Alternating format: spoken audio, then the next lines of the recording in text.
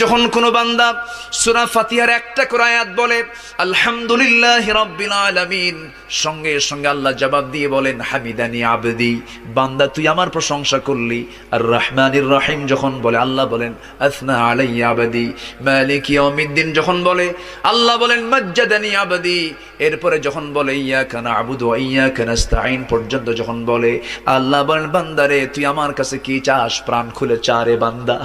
ইহদিনাস সিরাতাল মুস্তাকিম থেকে শুরু করে নিয়া ওয়ালাদ-দাল্লিন পর্যন্ত যখন বান্দা বলে তখন আল্লাহ বলেন বান্দা নামাজের মধ্যে এমন প্রেমের খেলা খেললি বান্দা, তুই যা চাইলি সব আমি আল্লাহ কবুল করলাম।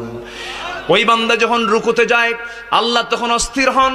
ওই বান্দা যখন সিজদায় যাওয়ার জন্য প্রস্তুতি নাই, সমস্ত ফেরেশতাকে ডাক দিয়ে বলেন ও ফেরেশতারা, এই বান্দাগুলো আমাকে দেখলো না, রাসূলকে দেখলো না, কোরআনকে দেখে হাদিসকে বিশ্বাস করে আমাকে খুশি করার জন্য তার সবচেয়ে সম্মানজনক